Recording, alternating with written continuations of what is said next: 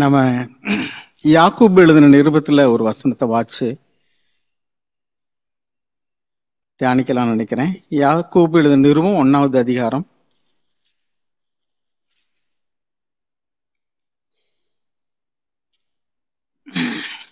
6ல இருந்து வாசிங்க. ஆனாலும் அவன் 5ல இருந்தே வாசி. 5ல இருந்து. உங்களில் ஒருவன் ஞானத்தில் குறைவுள்ளவனாயிருந்தால் யாவருக்கும் சம்பூர்ணமாய் கொடுக்கிறவரும் ஒருவரையும் கடிந்து கொள்ளாதவருமாகிய தேவனிடத்தில் கேட்க கடவன், அப்பொழுது அவனுக்கு கொடுக்கப்படும். ஆனாலும் அவன் எவ்வளவாகிலும் சந்தேகப்படாமல் விசுவாசத்தோடே கேட்க கடவன். சந்தேகப்படுகிறவன் காற்றினால் அடிபட்டு அலைகிற கடலின் அலைக்கு ஒப்பாயிருக்கிறான். அப்படிப்பட்ட மனுஷன் தான் கர்த்தரிடத்தில் எதையாகிலும் பெறலாம் என்று நினையாதிருப்பானாக. இருமனமுள்ளவன் தன் வழிகளில் எல்லாம் நிலையற்றவனாய் இருக்கிறான். என்னுடைய இருதயத்தில் உள்ள சில பாரத்தை நான் உங்களோடு இந்த மத்தியான வேளையில பகிர்ந்து கொள்றேன். இன்றைக்கு உள்ள கிறிஸ்தவர்கள் மத்தியில நாம் பார்க்கக்கூடியது 2 தரமான மக்களை பார்க்கிறோம். சபையில ஆவில அனலா இருந்து கர்த்தருக்காக வாழணும் அப்படிங்கிற ஒரு தீர்மானத்தோடு இருக்கிறவங்க. அவங்களுக்கு அவங்கள டீல் பண்றதும் ப்ராப்ளம் இல்லை, அவங்கள வழி நடத்துறதும் பிரச்சனையே இல்லை. அவங்க வாழ்க்கையை தேவனே பொறுப்பெடுத்துக் கொள்வார். அவங்க விழுந்தாலும் எழுந்திருப்பாங்க. அவங்களுடைய காரியம் சபைக்கும் பாரமா இருக்காது, ஒருவருக்கும் பாரமா இருக்காது. ஆனா இந்த இருமனம் உள்ள நிலைமையில, அதாவது ஒரு பக்கம் எனக்கு உலகமும் வேணும், இன்னொரு பக்கம் எனக்கு தேவனும் வேணும் அப்படின்னு இருக்கிறவங்க தான் சபைக்கும் பிரச்சனை. உதாரணத்துக்கு பாருங்க, ஒரு சிலர் பாருங்க 1 யோவான் 2ஆம் அதிகாரம் 15 வாசிங்களேன். 1 யோவான் 2:15. கொஞ்ச நேரம் தேவனை பார்க்கறது, சபைக்கு நல்ல உற்சாகமா வார்த்தைகளை கேட்கும் போது தீர்மானம் எடுத்து இனிமே நான் இப்படிதான் வாழணும் அப்படிங்கிறது. உலகத்தின் பக்கம் போய் நம்ம கூட வேலை பார்க்கறவங்க நல்ல வேலையில இருக்கிறாங்க, நல்ல சம்பளம் வாங்குறாங்க, அல்லது வேர்ல்டு என்ஜாய் பண்றாங்க, நம்ம எப்படி இருக்கிறோமே அப்படின்னு நினைச்சு அந்த பக்கம் போகும்போது கொஞ்சம் அந்த பக்கம். அப்ப எந்த மட்டும் 2 நினைவுகளால் குந்தி நடப்பீர்கள். கர்த்தர் தெய்வமானால் கர்த்தரை பின்பற்றுங்க, பாகால் தெய்வமானால் பாகாலத்தின் பின்பற்றுங்கன்னு நட்டு நம்ம எளியா தீர்க்கதரிசனுடைய காலத்துல சொல்லப்பட்டதை நம்ம கேட்டிருக்கிறோம். இன்னைக்கு ஜனங்கள் எப்படின்னா, கொஞ்ச நேரம் இங்க சபைக்கு நல்ல கான்ஃபரன்ஸ் மீட்டிங்கு சகோதரருடைய கூடுகையெல்லாம் அட்டன் பண்ணும்போது நான் இப்படிதான் வாழணும் ஆண்டவரே, நான் உங்களுக்காக வாழ்வேன் அப்படின்னு தீர்மானம் இருக்கிறது. அங்கே போய் வேலை ஸ்தலத்துல உள்ளவங்களோட பழகும் பொழுது நம்ம வயசுல உள்ளவங்க அல்லது நமக்கு தெரிஞ்சவங்க அவங்களுடைய வாழ்க்கையில உலக பிரகாரமான ஆசீர்வாதங்கள், வீடு, காரு, பங்களா, வேலை, வசதி அப்படின்லாம் சேரும்போது இவங்க போல நம்ம வாழ முடியலையே, இதுவும் தான் வேணும் அதுவும் தான் வேணும் அப்படிங்கிறது மாதிரி 2 நினைவுகள். அவங்க வாழ்க்கையில எதையுமே பெற முடியாதுன்னு ஆண்டவர் சொல்றாரு. நான் என்னுடைய வாழ்க்கையில நான் பாக்குறேன், நிறைய பேர் படிப்பு, வேலை, திருமணம் இப்படிலாம் வரும்போது சிலருடைய வாழ்க்கை எப்படி இருக்குனாக்கும், உண்மையிலேயே நம்மள தேவ பக்தி உள்ள சகோதரர்களா இருக்கிறாங்க, சகோதரிகளா இருக்கிறாங்க, அவங்களுடைய வாழ்க்கையில எல்லாமே தேவன் பொறுப்பெடுத்துக்கிறார். சில பேர் பார்த்தீங்கன்னா அப்பா அம்மா ரட்சிப்புல இருப்பாங்க, அப்பா அம்மா நல்ல ஆர்வமா ஆண்டவரை தேடுறவங்களா இருப்பாங்க. ஆனா அந்த பிள்ளைகள் அப்பா அம்மா கூட சேர்ந்து சர்ச்சுக்கு வரும்போது ஒரு மாதிரி இருப்பாங்க, உலகத்துக்குள்ள போகும்போது வேற மாதிரி இருப்பாங்க. அவங்க எல்லா காரியங்கள்லுமே ஒரு ஸ்டெடி மைண்டே கிடையாது. ஸ்டெடி மைண்டே கிடையாது. இதுவும் வேணுங்கிறாங்க, அப்புறம் அதுவும் வேணும்பாங்க, இல்ல இதுதான் வேணும்பாங்க, இல்ல இதுதான் வேணும்பாங்க. காரணம் என்னன்னா, அவங்க 2 பக்கமும் கண்ணு வச்சிருக்காங்க. ஒரு பக்கம் உலகத்தை வச்சுக்கிறாங்க, இன்னொரு பக்கம் தேவனை வச்சுக்கிறாங்க. இவங்க தான் இப்ப சபைக்கு ப்ராப்ளம். சபையில ரொம்ப நாளா இருக்கக்கூடிய குடும்பங்கள் பிள்ளைகள் எல்லாம் சர்ச்சிலே பிறந்து வளர்ந்துருப்பாங்க. அவங்களுக்கு இந்த கிளிப்பிள்ளை எப்படி வீட்டுல பேசுற பாசையெல்லாம் கொஞ்சம் கத்துக்கிடுதோ அது மாதிரிக்க சபைக்கு அல்லேலியா சொல்றது, பிரைஸ் அலாட் சொல்றது, பிரைஸோட நல்லா மிங்கிள் ஆகிறது, பாட்டு படிக்கிறது, ஜெபம் அது பூரா தெரியும். ஸோ சர்ச்சில் ஒரு நல்ல பிள்ளைன்னு பேர் எடுத்துருவாங்க. ஆனா அவங்க வாழ்க்கையில, அந்தரங்க வாழ்க்கையில அவங்க உள்ளத்துக்குள்ள தேவனை விசுவாசித்து உண்மையா நடக்கிறாங்கன்னா தேவன் அவர்களுக்கு வெளியரங்கமா பலன் அளிப்பார். பைபிள் எழுதியிருக்கு, அந்தரங்கத்தை பார்க்கிற பிதான் அவனுக்கு வெளியரங்கமாய் பலன் அளிப்பார். ஜெபமாகட்டும், உபவாசமாகட்டும், தான தர்மமாகட்டும், எல்லாமே தேவன் தரக்கூடிய பதில் எதை பேஸ் பண்ணியிருக்குன்னா அந்தரங்கத்தை பார்த்து தான் தர்றாரு. தாட்ஸ், மோட்டிவ்ஸ், நம்முடைய சிந்தைய வாழ்க்கையில. அப்ப நம்ம என்னதான் நம்ம ஜெபம் பண்ணாலும் அல்லது வெளிப்பிரகாரமா பிரயாசப்பட்டாலும், ஒரு சிலருக்கு படிப்புக்காக, வேலைக்காக, திருமணத்துக்காக எத்தனையோ காரியங்கள்ல நம்ம பிரயாசப்படுவோம். ஆனா ஒரு பலனுமே இருக்காது. நமக்கு என்ன ரீசனே நமக்கு தெரியாது.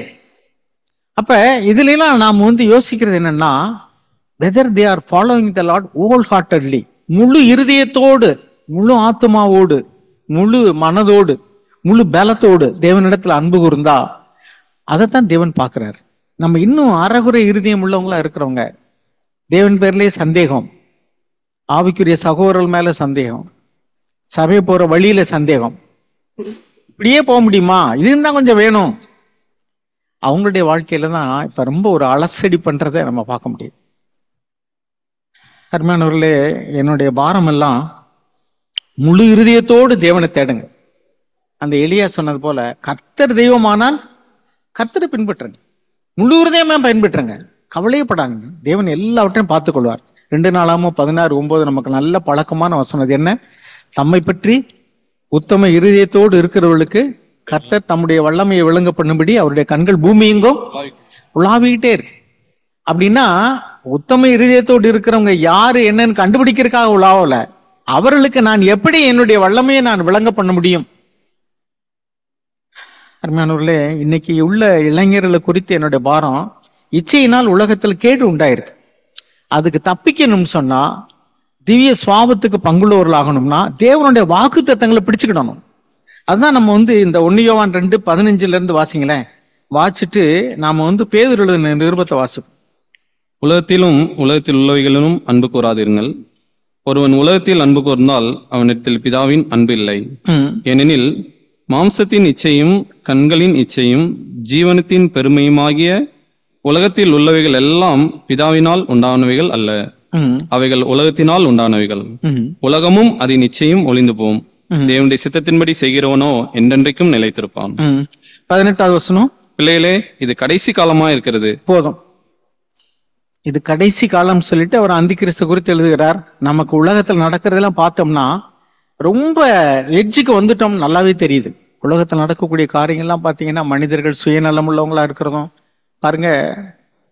அதாவது இன்னைக்கு வேலை வாய்ப்புகள் குறைஞ்சு போச்சு. நேர்மையா வாழக்கூடியவர்கள் உண்மையா வாழ்றதுக்கான காரியங்கள் எல்லாம் அனுகூலமா இல்லை. பொய் சொல்லாம உண்மையா நீதியா நியாயமா வாழ்றதுக்கு ஏமாத்துறவர்கள் எத்தர்கள் பெருகிட்டாங்க, சுயநலம் உள்ளவங்க பெருகிட்டாங்க. நீதியா நேர்மையா வாழ்றவங்க எல்லாம் பைத்தியக்காரர்கள் என்று எண்ணப்படுகிறார்கள். இப்படிப்பட்ட சூழ்நிலையில கடைசி காலத்துல மனிதனுடைய காரியங்கள் தற்பிரியராயும் பணப்பிரியராயும் நன்றி இல்லாதவர்களாயும் துரோகிகளாயும் துணிகரமுள்ளாயும், இந்த 2 தீமோத்தேயு 3 எப்படி எழுதியிருக்கோ அது பூரா இருக்கு. சோ வெளியில நடக்கக்கூடிய யுத்தங்கள், பூமி அதிர்ச்சிகள், அதை விட்டுருங்க, கொள்ளை நோய்கள் அதெல்லாம். ஆனா மனிதனுடைய சுவாபத்தில் உள்ள மாற்றங்களை பாருங்க. எல்லா இடங்கள்லையும் இப்ப கிறிஸ்துவை பற்றி அறிவிக்கக்கூடியதான வாய்ப்புகள் எல்லாம் குறைஞ்சுக்கிட்டே வருது. நிறைய நாடுகள்ல இப்ப கிறிஸ்தவர்களுக்கு விரோதமான மனப்போக்கு எழும்பிருச்சு. அமெரிக்கா, இங்கிலாந்துல கூட வெளிப்படையா போய் கிறிஸ்துவ அறிவிக்க முடியாத ஒரு தடைகள் இருக்கு. அங்கே கைது பண்றாங்க, ஓப்பனா ரோட்ல நின்றுலாம். அதாவது அமெரிக்கால இருக்கக்கூடிய ஒரு சகோதரன் சொன்னது, அவர் கார் ஓட்டுறவர், கார்ல டிராக்ஸ் வச்சிருப்பாராம். ஆனா கார்ல உள்ளவங்க யாருக்கும் டிராக்ஸ் கொடுத்து அவங்க கம்ப்ளைண்ட் பண்ணாங்கன்னா அவங்கள அரெஸ்ட் பண்ணிடுவாங்க. அவங்க கேட்டா கொடுக்கலாம், அதனால என்ன செய்வாரா, தெரிய முடியா வச்சிருவாராம் அவரு. அதுல சவாரி பண்றவங்க, இது என்ன நீங்க கிறிஸ்டினா, இது என்ன பார்க்கலாமா அப்படின்னு கேட்டா அள்ளி கொடுப்பாராம். பாருங்க, ஏன்னா ஒரு கிறிஸ்டியன் கண்ட்ரின்னு சொல்றாங்க. ஆனா அந்த நாடுகளிலேயே கிறிஸ்துவை அறிவிக்க முடியாத ஒரு தடைகள் பெருகிருச்சு. சில நாடுகள் எல்லாம் சுவிசேஷம் அறிவிக்க முடியாது. நீங்க இப்ப வடநாட்டுல எல்லாம் என்ன ஆயிடுச்சுனாக்கும், மதமாற்ற தடை சட்டம்னு கொண்டு யூபிஎல் எல்லாம் இப்ப ரீசெண்டா ஒரு சட்டம் போட்டிருக்காங்க. என்னன்னா, நம்ம அவங்க போடுற சட்டம் பாத்தீங்கன்னா கட்டாயம் பண்ணி பார்த்த கூடாதுன்னு போடுவாங்க. ஆனா அவங்க என்ன பண்றாங்கன்னா, கூடி ஆராதிக்கிற இடத்துல போய் மதம் மாற்றாங்கன்னு போய் கம்ப்ளைண்ட் பண்றாங்க, கேஸ் போடுறாங்க. முந்தியெல்லாம் உறவினர்கள் யாராவது கம்ப்ளைண்ட் பண்ணாதான் எடுப்பாங்க. இப்ப சட்டத்தை எப்படி மாத்திருக்காங்கன்னா, யார் வேணாலும் கம்ப்ளைண்ட் பண்ணும். அப்படின்னா அவங்களே ஒரு குழு வச்சுக்கிட்டு எங்கெங்கெல்லாம் நடக்குது அவங்கள போய் என்னை மதம் மாத்து போனான்னு ஒரு கம்ப்ளைண்ட் போட்டா உடனே பிடிச்சி உள்ள ஓட்டுறோம். அவங்களுக்கு 10 வருஷம் 20 வருஷம் ஆயுள் தண்டனை இப்படிலாம் கொடுக்குற அளவுக்கு கடுமையான சட்டங்களை போட்டாங்க. இப்ப என்னன்னா, இருளுடைய ஆதிக்கம் பெருகிக்கிட்டே வருது. நீதி நியாயம் சுவிசேஷம் அறிவிப்புக்கிறதான வாய்ப்புகள் குறைஞ்சிக்கிட்டே வருது.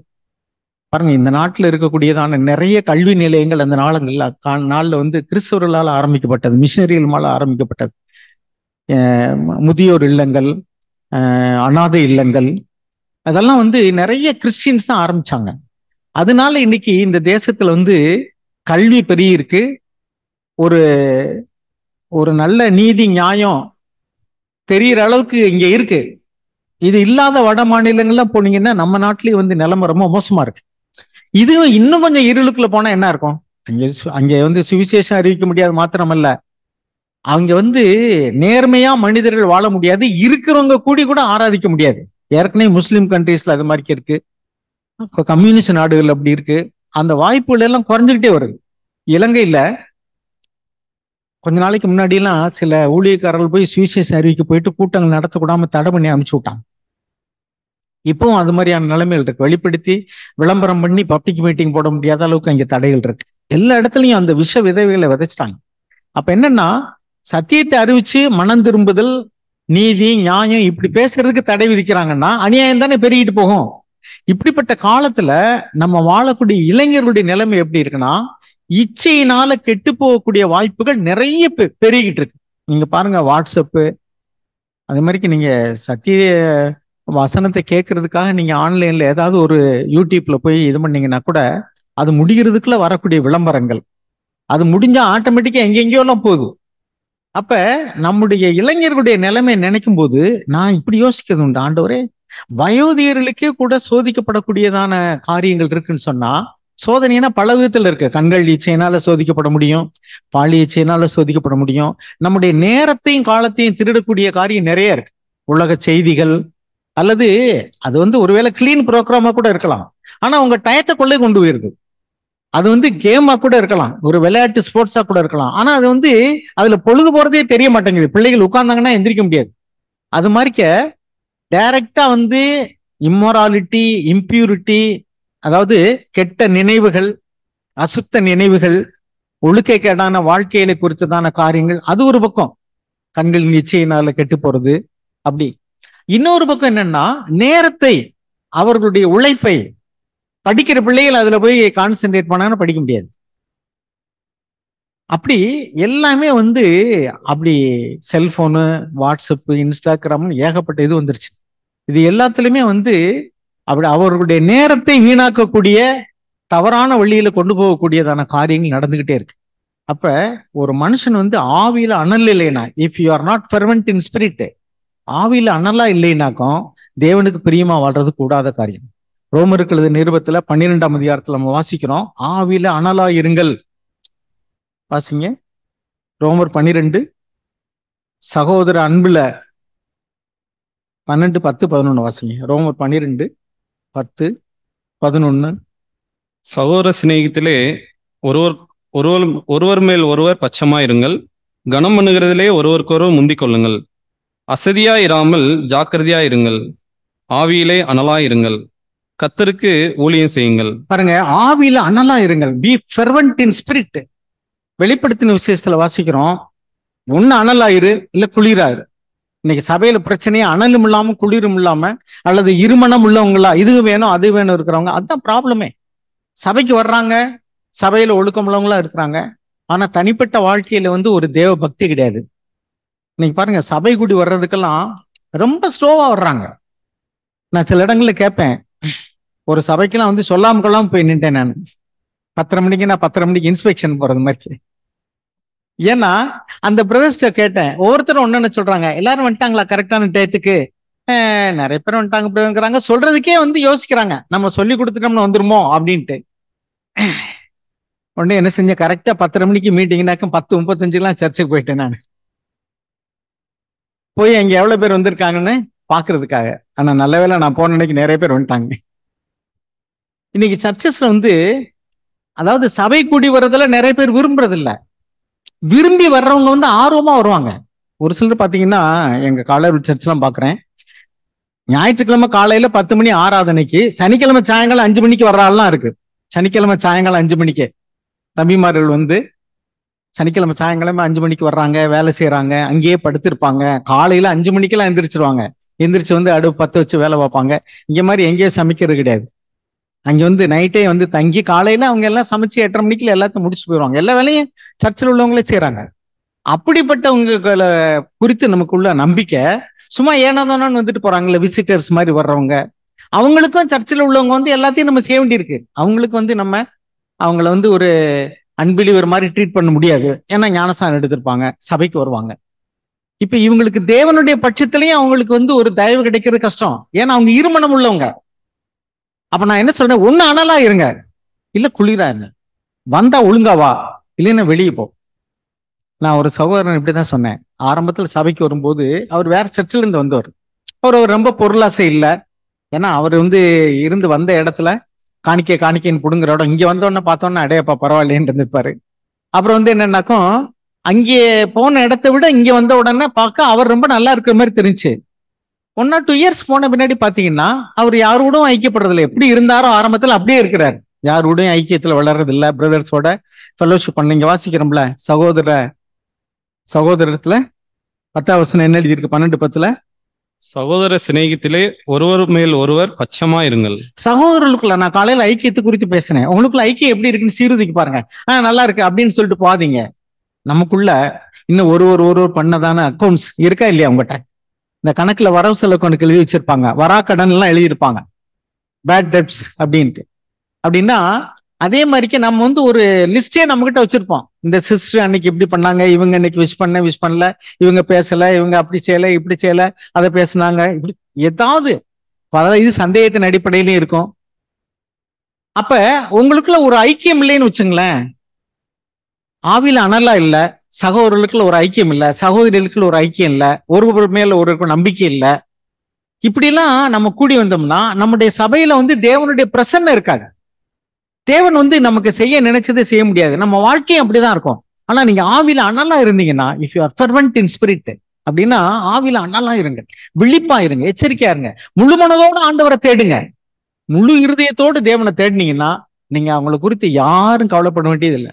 முதலாவது தேவனுடைய ராஜ்யத்தையும் நீதியும் தேடுங்கள், மற்றதெல்லாம் கூட கொடுக்கப்படும். அப்படின்னா இட் வில் பி ஆடட்னு எழுதியிருக்கு.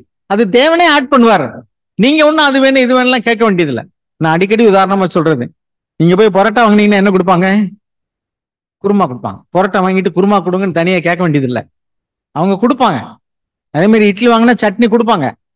ஆனா நம்ம என்ன கேட்டுக்கிட்டு இருக்கோம்னாக்கும், எனக்கு குருமாவை கொடுங்க, எனக்கு சட்னியை கொடுங்க, எனக்கு சாம்பாரை கொடுங்க கேட்டுக்கிட்டு இருக்கோம். ஆண்டவர் என்ன சொல்ற, முதல்ல அதுக்கு எது வேணுமோ அதை கேளு. முதலாவது தேவனுடைய ராஜ்யத்தையும் நீதியை தேடுங்க, முழு இதயத்தோடு தேடுங்க. இதைத்தான் தேவன் நம்மகிட்ட கேட்கிறார். அருமையானவர்களே, தயவு செய்து சொல்றேன், வாலிபர்களாகிய சகோதர சகோதரிகள் சொல்றேன், இருமனம் உள்ளவங்களா இருக்கவே இருக்காங்க. முழு இருதயத்தோடு தேவனை தேடுங்க, நம்புங்க, விசுவாசத்தோடு கூட நம்புங்க. உலகத்திலும் உலகத்தில் உள்ளவையில் அன்பு கூர்ந்தால் அவனிடத்துல பிதாவின் அன்பு இல்லைங்கிறாரு. நம்ம நினைக்கிறோம் பிதாவின் இடத்துல நான் அன்பு கூறுறேன், சபைக்கு போறேன், எல்லாம் வேலையெல்லாம் செய்யறேன், ரைட்டு. அதே மாதிரி நான் உலகத்திலையும் அன்பு கூறேன். இருக்கவே முடியாது. 2 எஜமான்களுக்கு ஊழியம் செய்ய ஒரு நாளும் கூடாதுன்ட்டாரு. பணத்துக்கும் உலகத்துக்கும் ஊழியம் செய்யலாம், பணத்துக்கும் தேவனுக்கும் ஊழியம் செய்ய முடியாது, உலகத்துக்கும் தேவனுக்கும் ஊழியம் செய்ய முடியாது. ஒரு உலகத்தில் அன்பு கூர்ந்தால் பிதாவின் அன்பு இல்லை. அப்புறம் நம்ம சொல்லிக்கலாம், நான் வந்து பிதாவையும் நேசிக்கிறேன், தேவனை நேசிக்கிறேன், சபையை நேசிக்கிறேன். சில இடங்கள்ல நான் பிரதர்ஸை கேட்டுக்கிட்டு இருந்தேன், எப்படி பிரதர் இடைப்பட்ட நாட்கள்லாம் ஃபெலோஷிப் அப்படி புதன்கிழமை கூட்டத்துக்குலாம் அந்த வர்றவங்களே தான் வர்றவங்க பிரதர், புதுசா யாரும் வர்றதில்லையே. நாங்க ஏன் வர்றதில்லை அப்படின்னாக்கும் அதுல நமக்கு ஆர்வம் இல்லை. நம்ம என்ன சொல்லுவோம், இவர் சரியில்லை அவர் சரியில்லை. நான் சொன்னேன், நீங்க அக்கௌண்ட்ஸ் எழுதி வச்சிருக்கீங்க ஒரு லிஸ்ட், அவர் சரியில்லை இவர் சரியில்லை. எவர் சரியில்லாம போனா என்ன, தேவனை பாருங்க. நீங்க எந்த மனுஷனையும் பிரகாசிப்பிக்கிற மெய்யான ஒளி தேவன் தான். இப்ப நான் ஆண்டவரை தேடணும், இங்கே போய் தேடினா தானக்கும், என் வீட்டுல இருந்து தேடக்கூடாதக்கும். சில நேரங்களில் சொல்லுவாங்க சிலர், ஏன் யூடியூப்ல மெசேஜ் கொடுத்தா என்ன, அங்கே போய் தான் ஆண்டவரை வழிபடணும் பக்கம், அது என்ன நம்ம பரிசுத்த ஸ்தலமா, அது புனித ஸ்தலமா, அது என் வீட்டுல இருந்து ஆராதிச்சு ஆகாதாக்கும். ஏன் இப்படி எல்லாம் சொல்றோம் அப்படின்னா, சகோதர சிநேகத்தின் மேல வாஞ்சை இல்ல, சகோதர ஐக்கியத்துல விருப்பம் இல்ல. சகோதர ஐக்கியம் வந்து நமக்கு ரொம்ப பிரியமா இருந்துச்சுன்னா எப்படா பார்ப்போம் பாருங்க. இப்ப காளையார்வில்ல நான் சொல்றேன், அந்த தம்பி உங்களுக்கு சொந்த கட்டடம் கிடையாது, அதனால நீங்க வர்றதுக்கு வாய்ப்பு இல்லை, நான் உங்களை குற்றப்படுத்தும்படி சொல்லல. அங்க வந்து சொந்த கட்டடம்னால தம்பிமாரெல்லாம் வர்றாங்க, ரட்சிக்கப்படாதவங்களும் வர்றாங்க. நேற்று கூட நான் ஒரு பிரதர் சொன்னேன், பிரதர் ரட்சிக்கப்படாத தம்பிமாரெல்லாம் வர்றாங்க, கொஞ்ச நேரம் அவங்கள கேர் எடுத்துக்கிடுங்க. ஒரு பிரதர் திருமணமானவர், ஒரு உதவி செய்யற சகோதரர், அவர்கிட்ட சொன்ன, நீங்க கொஞ்ச நேரம் அந்த தம்பிமாரெல்ல கொஞ்ச நேரமாவது நீங்க ஆண்டவரை பத்தி சொல்லி கொஞ்சம் என்கரேஜ் பண்ணுங்க அப்படின்னு. ஏன்னா அவங்க என்ன செய்யறாங்கன்னு தெரியல. ஆனா உண்மையில என்னன்னாக்கும், அவங்களுக்கு வந்து அந்த ஃபெலோஷிப்ல ஒரு ஆர்வம் இருக்கு. அவங்க ஒருத்தரோட ஒருத்தர் ஐக்கியப்படணும், ஒரு ஃப்ரெண்ட்ஷிப். அவங்க கூடி வந்து ஒரு ஃபெலோஷிப் பண்றதுல சேர்ந்து வேலை செய்யறாங்க, அதுல ஒரு ஆர்வம் இருக்கு. அட்லீஸ்ட் அது அடுத்த ஸ்டெப்புக்கு நம்ம நடத்திட்டு போகலாம். அவங்க சபைக்கு வர்றாங்க, ஒரு இடத்துல வந்து கூடுறாங்க, அவங்க ஒருவரோட ஒரு ஃப்ரெண்ட்ஷிப்பா இருக்கிறாங்க. சோ உலகத்தில் உள்ளவங்களோட போய் ஐக்கியப்படுறதுக்கு பதிலாக சபையில் உள்ளவங்களோட ஐக்கியப்படும் போது அட்லீஸ்ட் வந்து ஒரு எதிர்மறையான விளைவுகள் இல்லாமையாவது அவங்க ஒழுக்கமா வளருவாங்கன்னு நம்பலாமே. அதை நம்ம வந்து கொஞ்சம் பயன்படுத்திக்கிட்டு அப்படியே ஆண்டவரை பத்தி கொஞ்சம் சொல்லி அவங்களை உற்சாகப்படுத்தலாம். அப்ப நான் என்ன சொல்றேன்னா, நாம வந்து உங்களுடைய சொந்த வாழ்க்கையை சீர்தூக்கி பாருங்க. நான் நல்லா தான் அன்பு கூறுறேன், நான் நல்லா தான் ஐக்கியப்படுறேன் அப்படிலாம் இருக்க வேண்டாம். உண்மையிலேயே நீங்க முழு இருதயத்தோடு தேவனை தேடுறீங்களா, இல்ல முக்கா இருதயத்தை தேவனுக்கும் கால் இருதயத்தை உலகத்துக்கும் கொடுத்துறீங்களா, இல்ல பாதி பாதி கொடுத்துறீங்களா, இல்ல பேரளவுல நம்ம வந்து வெளியில எக்ஸ்டர்னல் திங்ஸ்ல ஆண்டவருக்கு பிரியமாவும் உள்ளான இருதயத்துக்குள்ள நம்ம உலகத்துக்கும் ஒப்பு கொடுத்துருக்கோமான்னு பாருங்க. ஏன்னா தேவன் வந்து உங்களுடைய ஜெபத்துக்கு பதில் தரணும்னா இருதயத்தை தான் பாக்குறாரு அவர். நம்ம என்ன பாக்குறோம்னாக்கோ, யார் இன்னைக்கு செய்தி கொடுக்க வர்றா, சரி இன்னைக்கு போவோம். ஒரு சிலர் சொல்லுவாங்க, ஏதாவது ஸ்பெஷல் மீட்டிங் நடந்தா சொல்லுங்க பிரதர், வாரேன். யாராவது வெளியூர்ல இருந்து வந்தா சொல்லுங்க, வாரேன். நம்ம யார பாக்குறாங்கன்னா செய்தி கொடுக்கிறவரை தான் பாக்குறாங்க. ஆண்டவர் தான் எனக்கு பேசுறாரு, அவர் யார் மூலமா பேச முடியும்? நமக்கு எதிரியா இருக்கக்கூடிய, அதாவது மாறுபாடுள்ள உதடுகள் மூலமாகவும் மறுபாசிப்பாளர்கள் மூலமாக கூட தேவன் நம்மோடு பேச முடியும்னு எழுதியிருக்கு. பரியாசக்காரர்கள் மூலமாக, பரியாச உதடுகள் மூலமாக கூட தேவன் நினைச்சுவார், நம்மகிட்ட பேசுவார். அப்ப இப்படி ஒவ்வொருத்தரும் வந்து ஒரு விசேஷத்தை குறித்து கேள்விப்பட்டேன். ஒரு பெரியவர் இருந்தாராம் அந்த ஊர்ல. ஏதாவது அந்த ஊரு பெரிய மனுஷன், ஆனா அந்த ஊர்ல ஏதாவது ஒரு துக்கம்னு வச்சுங்களேன், ஒரு வீட்டுல கேதம்னா அவர் தடியை அனுப்பி வச்சிருவாராம். யார்கிட்டயாவது கொடுத்து கொண்டே இந்த தடியை ஒரு ஓரத்துல வச்சிருது. பாக்குறவர்களுக்கு என்னன்னாக்கா, ஓ ஐயா வந்திருக்காரு அப்படின்னு நினைச்சுக்கிடுவாங்க. அப்படி எந்த வீட்டுல ஏதாவது துக்கம்னா அவர் போக மாட்டாரு, யார்கிட்டயாவது கொடுத்து வச்சிருவாரு. பாக்குறவங்க ஐயா வந்திருக்காரு, எங்க போயிருக்காரு நினைச்சுக்கிடுவாங்க. அவர் செத்தனைக்கு வெறும் தடியா தான் இருந்துச்சு அவங்க வீட்டுல. அதே மாதிரி சொல்லுவாங்க, ஒரு சிலர் என்ன செய்வாங்கன்னா, எல்லாரும் வந்து அந்த கோயில் திருவிழாவுக்கு வந்து எல்லாரும் கொஞ்ச நேரம் பாலை ஊத்தணும்னு சொன்னாங்களாம். ஒரு பாத்திரத்தை வச்சு பாலை விஷயத்துக்கா பாலை ஊத்தணும். ஒருத்தன் நினைச்சானா, எல்லாரும் பால் ஊத்துறாங்க, நம்ம மட்டும் கொஞ்சோண்டு தண்ணி ஊத்துனா தெரியவா போகுது அப்படின்னு சொல்லிட்டு கொண்டே தண்ணி ஊத்திட்டு வந்தானா. அடுத்த நாள் எல்லாரும் திறக்கும் போது பார்த்தா வெறும் தண்ணியா தான் இருந்துச்சான். எல்லாரும் அதே மாதிரி தான் நினைச்சிருக்காங்க. ஏன்னா இன்னைக்கு சபையில அப்படிதான் இருக்கு நிலைமை. நிறைய பேர் வந்து முழு இருதயத்தோடு தேவனை தேடல. இப்ப சபையில் வந்து இன்னைக்கு ஒரு ஆவியின் அனல் இல்லாம, ஆண்டவர் சொல்றாரு, ஆதியில் கொண்ட அன்பை விட்டாய், ஒன்னு அனலா இரு, இல்ல குளிரா இரு. நீ வெதுவெதுப்பா இருக்கிற அப்படின்னா ரெண்டு மிக்சரா இருக்கிற, அனலும் இல்ல வெதுவெதுப்பு இல்ல, இருமணம் உள்ளவங்களா இருக்கிற. எனக்கு உலகமும் வேணும், தேவன் வேணும். ஒண்ணு உலகத்துக்காக போ, பரவாயில்ல, நீ குளிரா போயிட்டேன்னு நினைக்கலாம், உனக்கு நம்பிக்கை இருக்கு, எனக்கே ஒரு நாள் திருந்தலாம். ஆனா ரெண்டு பக்கமும் இருக்கிறவங்கள்ட்ட பாருங்க, இன்னைக்கு உலகத்துல கிறிஸ்துவே அறியாதவங்க எதிர்ப்பாளா இருக்க கூட சீக்கிரம் ரட்சிக்கப்பட்டு சபைக்கு வந்துருவாங்க.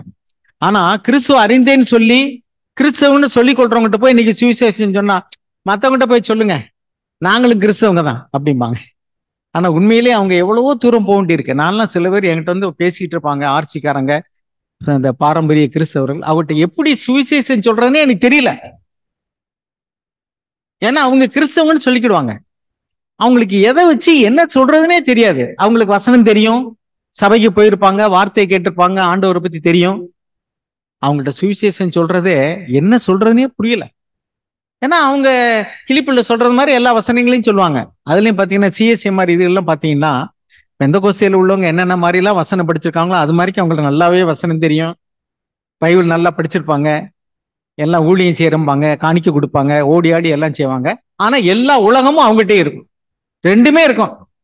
பெந்தகோஸ்திக்காரங்களுடைய சில பழக்க வழக்கங்கள் இருக்கும், ஆர்சி காரங்க செய்யறது போல சில பழக்க வழக்கங்கள் இருக்கும். எல்லாம் சேர்ந்து அது வந்து ஒரு கலப்படமா இருக்கும். இவங்கள்ட்ட போய் என்னத்தை பேச முடியும்? சுவிசேஷம் சொன்ன நம்ம சொன்னோம்னா வசனத்தை அவங்களே சொல்லுவாங்க, எல்லாம் இங்க இருக்கு, இங்க இல்ல, இருதயத்துல இல்ல.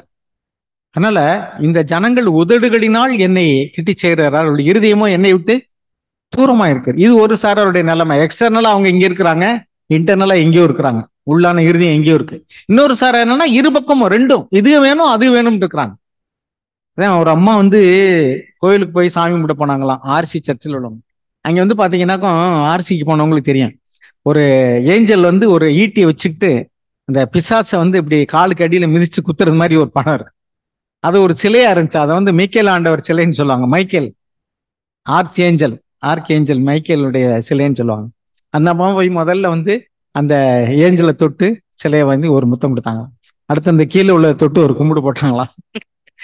ஒருத்தர் பக்கத்துல இருந்து கேட்டாங்களா, என்னம்மா அதையும் கும்பிடுறீங்க இதையும் கும்பிடுறீங்க, அங்கே போட்டா அது அங்கே போனா அது பாத்துக்கிட்டு இங்க போனா இது பாத்துக்கிட்டு. அப்ப இன்னைக்கு உலகமும் வேணும், தேவனும் வேணும், பணமும் வேணும், சபையும் வேணும். இதனாலதான் இன்னைக்கு சபைகளுடைய நிலைமையெல்லாம் ரொம்ப சீர்கேடான நிலைமையில இருக்கு. முழு இருதயத்தோடு ஆண்டவரே எனக்கு நீங்க தான் வேணும், நீங்க போதும் ஆண்டவரே, இப்படி சொல்றவங்க யாராவது என் வாழ்க்கையில இன்னைக்கு நான் குறைவுபடுறேன், எனக்கு சமாதானம் இல்லை, எனக்கு பிரச்சனைக்கு சொல்லுங்க பார்ப்போம். ஏதாவது ஒரு பிரச்சனை இருந்துச்சுன்னா உங்களை ஆராய்ந்து பாருங்க. ஆண்டவரே நான் முழு இருதயத்தோடு தேடுறேன், என் இருதயத்தை பாக்குற நீங்க என் ஜெபங்களுக்கு பதில் தர முடியாதபடி ஏதாவது என் இருதயத்துல தடை இருக்கா, உலகம் இருக்கா? உலக சிநேகம் தேவனுக்கு விரோதமான பகை. அவர்களை தேவன் என்ன சொல்றாரு? விபச்சாரரே விபச்சாரிகள்னு யாக்கோபு சொல்றாரு. காரணம் என்ன? விபச்சாரம்னா என்ன? ஒரு புருஷனுக்கு மனைவியா இருக்கிறத விட்டுட்டு வந்து ஒன்றுக்கு மேற்பட்ட புருஷர்களை தனக்கு புருஷனா வச்சிருந்தா விபச்சாரம்னு சொல்றோம். ஒன்றுக்கு மேற்பட்ட மனைவி வச்சிருந்தா விபச்சாரம். அதே மாதிரிதான் கிறிஸ்து என்னும் ஒரே புருஷனுக்கு தன்னை மனவாட்டியா ஒப்பு கொடுக்காம உலகத்தையும் பணத்தையும் எல்லாத்தையும் வந்து எனக்கு இது வேணும் எனக்கு அது வேணும் அப்படின்னு கேட்டா அவங்கள என்னன்னு சொல்றது? அவங்க ஆவிக்குரிய விபச்சாரி. அருமையானவர்களே, ஆவியில அனலா இருக்கு, சும்மா அனலும் இல்லாம குளிரும் இல்லாம வெது வெதுப்பா இருக்காங்க. சபை கூடி வருதெல்லாம் நான் வர்றேன், சபையில ஏதாவது வேலையா நான் வர்றேன். கடைசி காலத்துல இருக்கிறோம், எல்லாரும் சொன்னா ஆமாமா கடைசி காலத்துல தான் இருக்கிறோம் அப்படின்னு நம்ம சொல்லுவோம். நம்ம ஏன்னா இதெல்லாம் நமக்கு நிறைய கேட்டு பழக்கமாயி போச்சு. நம்ம சபையில் உள்ளவங்களுக்கு என்னன்னா நிறைய வசனம் தெரியும், நிறைய வார்த்தை தெரியும். ஒரு பிரசங்கம் பண்றதுக்கு ஒரு வசனத்தை எடுத்தாலே அவர் அடுத்து என்ன சொல்லுவாருன்னே தெரியும். ஏன்னா அந்த அளவுக்கு வந்து ஆயிரக்கணக்கான பிரசங்கங்கள் நம்ம கேட்டிருக்கோம். புதுசா எந்த ஒரு வார்த்தையும் புதுசா பிரசங்கம்லாம் நம்ம யாரும் சொல்லவே முடியாது. ஏன்னா நம்ம அவ்வளவு கேட்டோம், நிறைய கேட்டோம். நீங்க ஒரு பெந்தகோஸ்து மீட்டிங் போட்டீங்கன்னாக்கா 1 மணி நேரம் மீட்டிங்னா அதுல 3/4 மணி நேரம் பாட்டும் அல்லேலூயாவும் தான் இருக்கும், ஒரு 1/4 மணி நேரம் தான் செய்தி இருக்கும். அதனால அவங்க 100 மீட்டிங் போனாலும் கொஞ்சம் கொஞ்சமா கேட்கலாம். ஆனா இங்க வந்தீங்கன்னாக்கா 3/4 மணி நேரம் செய்தி, 1/4 மணி நேரம் தான் மத்தது, அப்படி இருக்கு. அதனால இங்க நிறைய வார்த்தை நமக்கு மூளை அறிவுல இருக்கு. அதனால எப்படிதான் ஊதுனாலும் செயிட்டு விரியனை போல அப்படின்னு நெளிஞ்சு கொடுத்துக்கிட்டு நம்ம மாட்டுல போயிட்டே இருப்போம். ஏன்னா அந்த அளவுக்கு நம்ம எக்ஸ்பீரியன்ஸ் ஆயிட்டோம். தயவு செய்து சொல்றேன், நீங்க வந்து அதுலயும் முக்கியமா என்னுடைய பாரமெல்லாம் இளைஞர்களை குறித்து நான் சொல்றேன். ஏன்னா நீங்க தான் முழு டிக்கெட்டு, வயசானவங்க எல்லாம் அரை டிக்கெட்டு, அவங்களுடைய பாதி காலம் போயிடுச்சு, இனிமே வந்து மீதி காலம்தான். அவங்க சோதிக்கப்படுறதை விட நீங்க சோதிக்கப்படக்கூடிய காலங்கள் தான் ரொம்ப அதிகம். நீங்க எல்லாம் கிராஸ் ரோட்ல நிக்கிற மாதிரிக்க, ஒரு பக்கம் உலகம், ஒரு பக்கம் நண்பர்கள், ஒரு பக்கம் மீடியா, சினிமா, இன்டர்நெட்டு, பணம், பகட்டான வாழ்க்கை. இன்னைக்கு பாருங்க, சில பேர் வேலை கிடைக்கணும், இங்க வேலை கிடைச்சாலும் நான் போறேன், அங்க சபை இருக்கா கேட்கறது. ஏன்னா சபைக்கும் சத்தியத்துக்கெல்லாம் அவ்வளவு முக்கியத்துவம் கிடையாது. அது சூம்ல அட்டன் பண்ணிக்கலாம், அது யூடியூப்ல அட்டன் பண்ணிக்கலாம். அப்ப ஒரு நாளைக்கு நல்லது கெட்டதுன்னா யூடியூப் வந்து நிக்குமா? ஐக்கியத்தினுடைய மேன்மை என்னன்னு நீங்க தெரிஞ்சுக்கிடுங்க.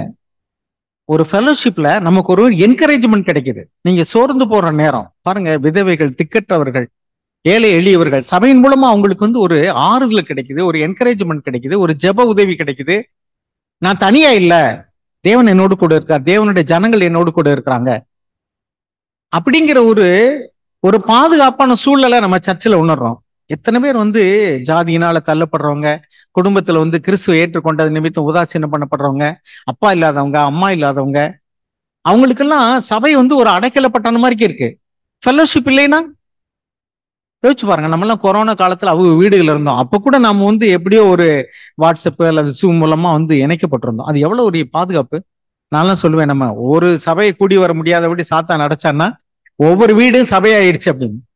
ஏன்னா ஒவ்வொரு வீடுகளையும் நம்ம கூடி நம்ம ஆராதிச்சோம், ஒரு ஜூம்லயோ அல்லது வாட்ஸ்அப்லயோ இணைக்கப்பட்டிருந்தோம். அந்த ஃபெலோஷிப் அங்கே ஸ்ட்ராங்கா இல்லைன்னா நிறைய பேர் வந்து பின்மாறி போயிடுவாங்க. பயத்தினாலையும் உலக கவலையினாலையும் வருமானம் இல்லாம ஏழை எளிவா இருக்கிறனால. அந்த சமயத்தெல்லாம் எவ்வளவு சகோதர சகோதரிகள் ஒருத்தருக்கு ஒருத்தர் ஹெல்ப் பண்ணாங்க. அப்ப ஐக்கியத்தினுடைய மேன்மை என்னன்னு புரிஞ்சுக்குங்க. தேவனோடு கூட ஐக்கியமா இருக்கிறதுனால நமக்கு ஆவியில பலனடைந்து நம்ம வந்து உலகத்தை, பயத்தை, பிசாச நம்ம எதிர்கொள்ள முடியுது. பொல்லாங்க நம்மளை ஜெயிக்காதபடி காத்துக்கொள்ள முடியுது.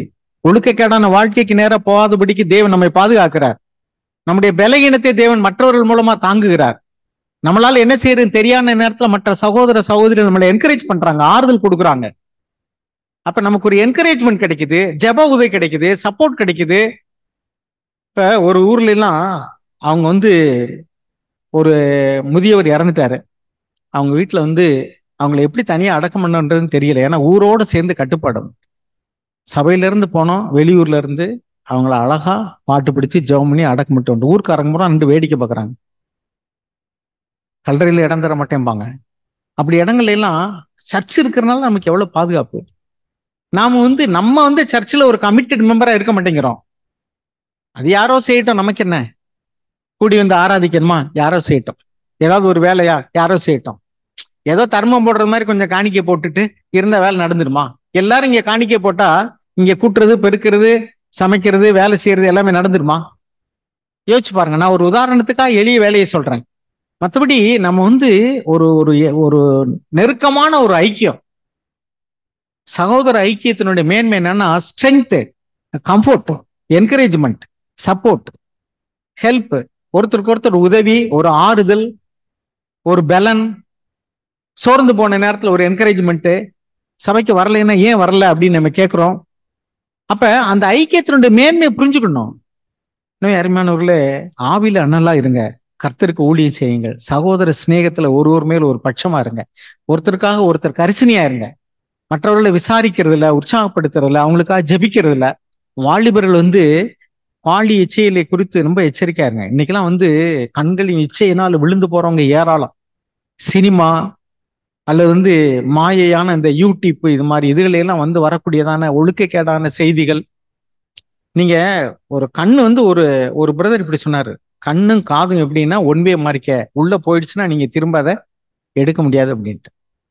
உள்ள போயிடுச்சுன்னா நீங்க பாருங்களேன், ஒரு ஒரு நான்லாம் பார்த்திருக்கேன், ஒரு பேப்பர்ல அது வந்து ஒரு வன்முறை செய்தியா இருக்கட்டும் அல்லது ஒரு ஒழுக்கக்கேடான செய்தியா இருக்கட்டும், ஒரு பிளாஷ் மாதிரி இப்படின்னு லேச கொஞ்ச நேரம் பாத்தீங்கன்னா போதும், அது திரும்ப திரும்ப உள்ளுக்குள்ள ரெஃப்ளெக்ட் ஆகும். அது ஒரு வன்முறை, வயலன்ஸா இருக்கட்டும், ஒரு கலகமா இருக்கட்டும், அது யாராவது ஒரு அநியாயமா நடந்த காரியமா இருக்கட்டும், ஒரு திருடு, கொள்ளை, அல்லது வந்து பாலியல் ரீதியான ஒரு பாவம், அதெல்லாம் வந்து அப்படின்னு ஒரு போயிருச்சுன்னா அது உள்ளுக்குள்ளேயே மைண்ட்ல மெமரியில போய் பதிவாயிரும். கேமரா மாதிரிக்க டக்குன்னு ஒரு செகண்ட்ல போட்டோ எடுத்துருது. அது திரும்ப வந்து அதை நினைவுகளை விட்டு அகற்றுறதுக்கு ரொம்ப நாள் ஆகும், ரொம்ப கஷ்டப்பட வேண்டியிருக்கும். அப்ப நம்ம கண்ணுனால பாக்குறது, காதுனால கேட்கறது, மற்ற சக மாணவர்களோடு கூட நீங்க பழகும்போது, வாலிபரோடு பழகும்போது அவங்க மூலமா உங்களுக்கு உள்ள போகக்கூடியதான பேச்சுக்கள், இது எல்லாமே உங்களுடைய இருதயத்துல போய் விழுந்து அது அப்படியே சைலண்டா தூங்கிட்டு இருக்கிற மாதிரி இருக்கும். நீங்க பாத்தீங்கன்னா இந்த கிரவுண்ட்ல, நீங்க வெளியில எல்லாம் போய் கிராமத்துல பாத்தீங்கன்னாக்கும், ஓப்பன் கிரவுண்ட்ல வெயில் காலத்துல பாத்தீங்கன்னா அப்படியே நல்ல சமவெளியா இருக்கும், சுத்தமா இருக்கும் காத்துக்கு.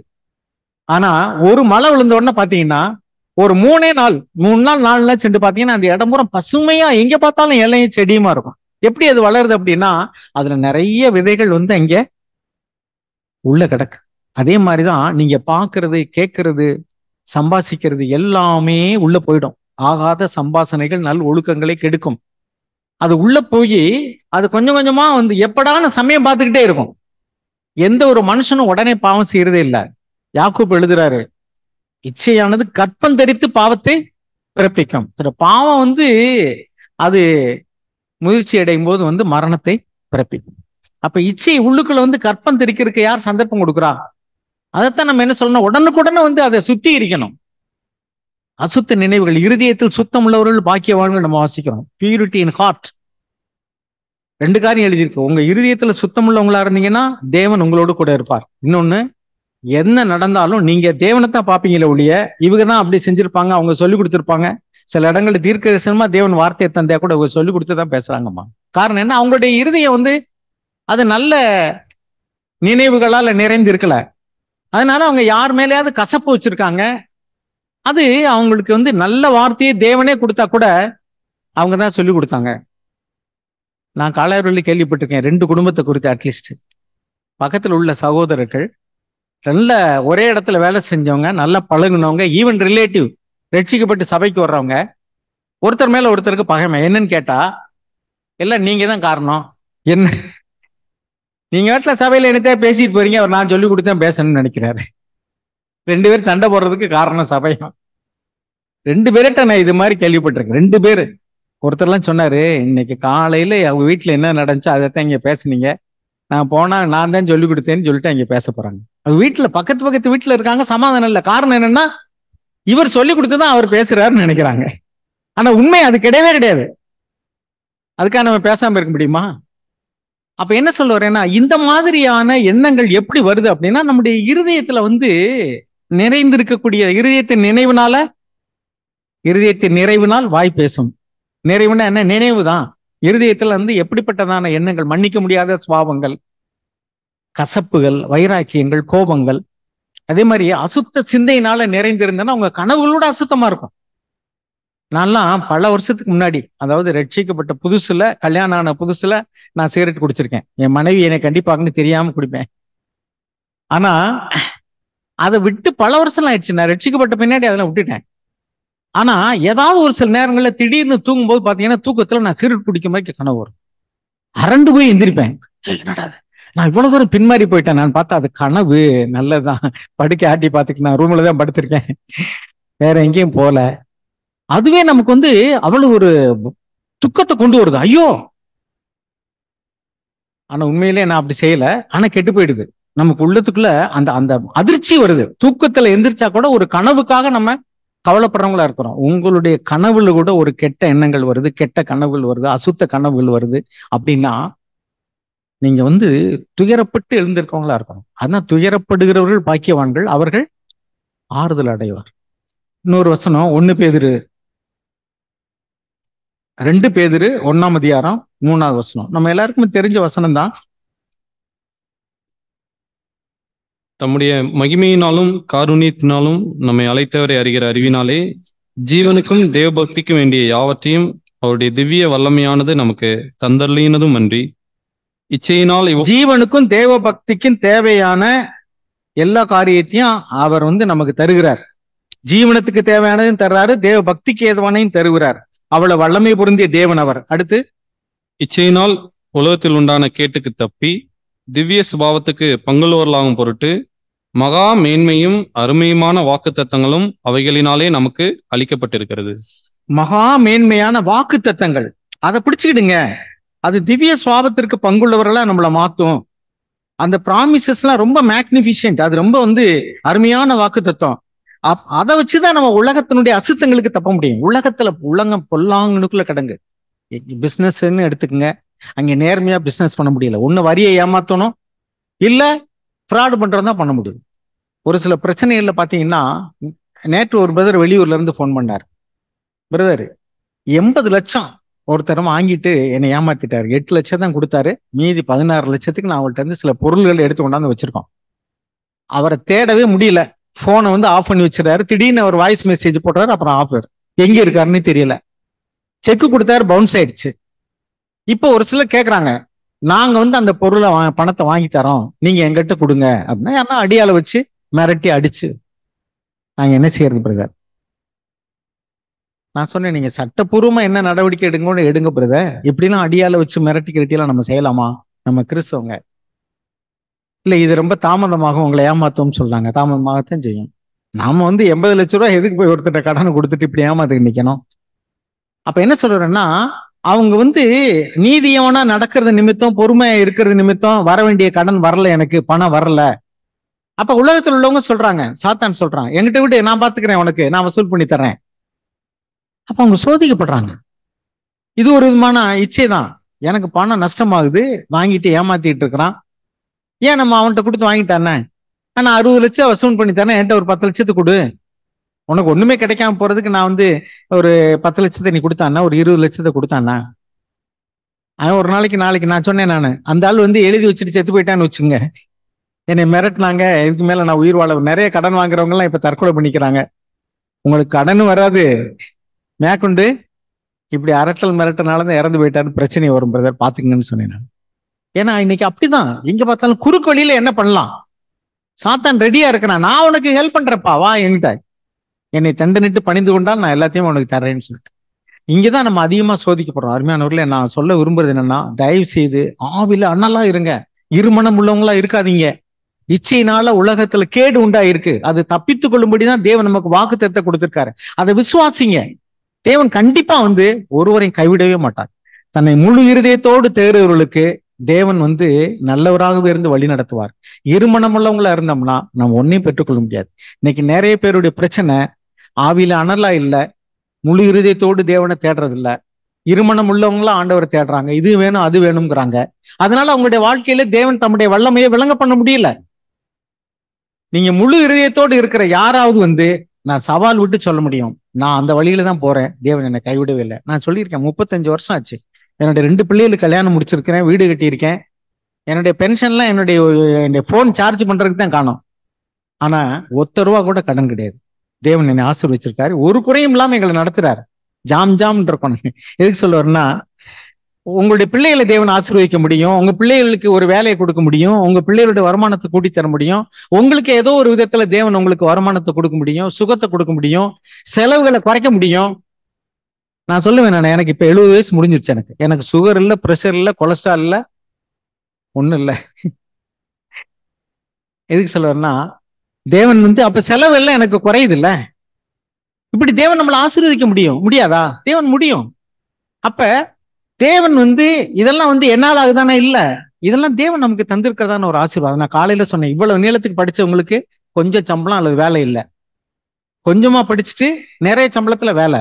தேவனால கூடாத காரியம் ஒண்ணுமே இல்லை. அதனால உங்களுக்கு என்ன வருமானமோ அதுக்குள்ள நீங்க வாழுங்க, தேவன் எல்லாவற்றையும் நன்மைக்கு ஏதுவா நடத்துவார். உங்களுக்கு ஒருவேளை ஒரு நல்ல வாய்ப்பை தேவன் நிறுத்தி வச்சிருக்கலாம், உங்க பிள்ளைகளை ரெட்டிப்பா ஆசீர்வதிக்க முடியும், உங்க பிள்ளைகளை ரெட்டிப்பா ஆசீர்வதிக்க முடியும், அவருடைய தொழிலை ஆசீர்வதிக்க முடியும். அதனால என்ன குறைஞ்சு போச்சு? எனக்கு தேவைகள் சந்திக்கப்பட்டா போதும், அதுதான் போதும் என்கிற மனதுடன் கூடிய தேவ பக்தியை மிகுந்த ஆதாயம். எனவே நம்ம எல்லாருக்குமே நிறைய வசனம் தெரியும், வார்த்தை தெரியும், ஆனா வாழ்க்கையில கடைப்பிடிச்சு நடக்கும்போதுதான் நம்ம இருமனம் உள்ளவங்களா மாறிடுறோம். ஒரே மனதா நம்ம உற்சாகமா முடிவெடுப்போம். சபை கூடி வருதலை விட்டுறாதீங்க, அது இடையில கூடி வந்தாலும் சரி, நான் வாங்க, உங்களுடைய தேர்தல் எல்லாருக்கும் தெரியட்டும், உங்க உற்சாகமான ஈடுபாடு மற்றவங்களை அனல் மூட்டி எழுப்பி விடட்டும். யாராவது ஒருத்தர் செய்யட்டும், நமக்கு என்ன இருக்காதீங்க, நான் செய்யறேன் ஆண்டவரேன்னு சொல்லுங்க. இது தேவனுடைய ஊழியம், இது தேவனுடைய சபை.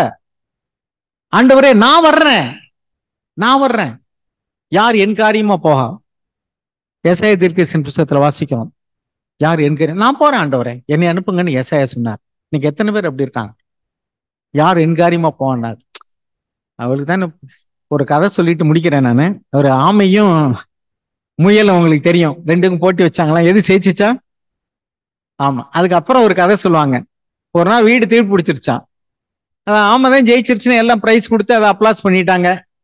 முயல் போய் இடையில அதை தூங்கிட்டதுனால ஜெயிக்க முடியலன்னு கடைசி என்ன செஞ்சாங்களாம், அது ஒரு வீடு தீ பிடிச்சிருச்சான். முயலை எழுப்பி நீ தான் வேமா போ, கொண்டு இந்த தண்ணியை கொண்டு கொடுத்துட்டு வா அப்படின்னு சொன்னாப்ல. இல்ல ஆமா தான் வேமோட, நீங்க அதுக்கு தானே பிரைஸ் கொடுத்தீங்க, அதுக்கிட்ட கொடுத்துடுங்கன்னு சொல்லிச்சான். தீப்பிடிச்சு எறிகிற வீட்டுக்கு தண்ணி ஊத்துறதுக்கு மட்டும் நீங்க என்னைய கூப்பிடுறீங்க, பரிசு கொடுக்கும் மட்டும் அதுக்குள்ள கொடுத்தீங்கன்னு. இந்த மனப்பாங்க தான் இன்னைக்கு எல்லா இடத்துல இருக்கு. அவரை தான் நீங்க தலப்பா கட்டி விட்டுருக்கீங்க, அவர் செய்யட்டும், யாரோ செய்யட்டும், நமக்கு என்ன. ஒரு பாட்டு இருக்கு பாத்தீங்களா, யாரோ செய்யட்டும் நமக்கு என்ன. பைபிள் என்ன எழுதியிருக்கு, எந்த மனுஷனையும் பிரகாசிக்க பண்ணிக்கிற மெய்யான ஒளி தேவன். உங்க இருதயத்துல என்ன நினைவுகள் ஓடுது அது தேவனுக்கு தெரியும். நீங்க இந்த உலகத்துல நீங்க ஒரு ஆசீர்வாதம் வேணும், மற்றவங்க என்னைய மெச்சிக்கொள்ளணும், மற்றவர்களுக்கு முன்னாடி என்னை வந்து ஒரு பட்டமோ பதவியோ கொடுக்கணும் அப்படின்னு நினைச்சீங்கன்னா நீங்க மெய்யாய் தேவனை சேவிக்கிறவர் அல்ல, சுயநலக்காரர். அதான் நான் காலையில சொன்னேன், சுயநலம் உள்ளவங்க, அந்த சுயநலம்ங்கிற அந்த லேயர் கிழிக்கப்பட்டாதான் கிறிஸ்துவனுடைய சரீரமா சபையில நம்ம வந்து வளர முடியும். நம்ம பார்க்கிறவர் தேவன். உங்க வாழ்க்கையில் நடக்கக்கூடிய every detail of what is happening in your heart, in your life, உங்க வாழ்க்கையில உங்க இருதயத்துல என்ன நினைவுகள் ஓடிக்கிட்டு இருக்கு, என்ன நடக்குன்னு எல்லாமே தேவனுக்கு தெரியும். அந்த நினைவோட வாழுங்க, தேவனுக்கு முன்பாக அவருடைய பிரசன்னத்திலே வாழுங்க. நான் சொல்றதெல்லாம் கேட்கிறாரு, நான் சிந்திக்கிறதெல்லாம் அவர் அறிந்திருக்கிறார். அப்படிங்கிற நினைவோட வாழ்ந்தீங்கன்னா உங்க வாழ்க்கை அப்பளுக்கெல்லாம் இருக்கும். மனுஷர்கள் வந்து என்னை புகழ்ந்தான என்ன, இகழ்ந்தான என்னை மெச்சிக்கொண்டான மெச்சிக்கொள்ளாட்ட என்ன, எந்த சகோதரர் என்னைய மெச்சிக்கிட்டான மெச்சிக்கிட்டாட்டா, நான் அப்படிதான் வாழ்றேன். மற்ற சகோதரர்கள் வந்து நம்மளை மெச்சிக்கொள்ளணும்னு அவசியமே இல்லை. தேவன் தான் ஃபைனல் ரிவார்டு. யாருன்னா தேவன் தான். அதனால தேவனுக்கு முன்பாக வாழுங்க, உங்க இருதயத்தை சுத்திக்கிறீங்க. மனுஷர்கள் வந்து நம்மளை வந்து மெச்சிக்கொண்டாலும் சரி, நல்லவர்கள் சொன்னாலும் சரி, பொல்லாதவர்கள் சொன்னாலும் சரி, கவலையப்படாதுங்க. தேவனுக்கு முன்பாக வாழுங்க, கர்த்தர் உங்களை ஆசீர்வதிப்பார். ஆமென்.